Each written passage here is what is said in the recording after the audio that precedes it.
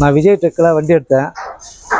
அங்கேருந்து எங்களுக்கு அவங்க ரெக்கமெண்ட் பண்ணாங்க, ராயல் பாடி ஒர்க்கில் நல்லா பண்ணுவாங்க, சுத்தமாக வண்டி சுத்தமாக பண்ணி கொடுப்பாங்க, பாடி ஒர்க்லாம் சொன்னாங்க.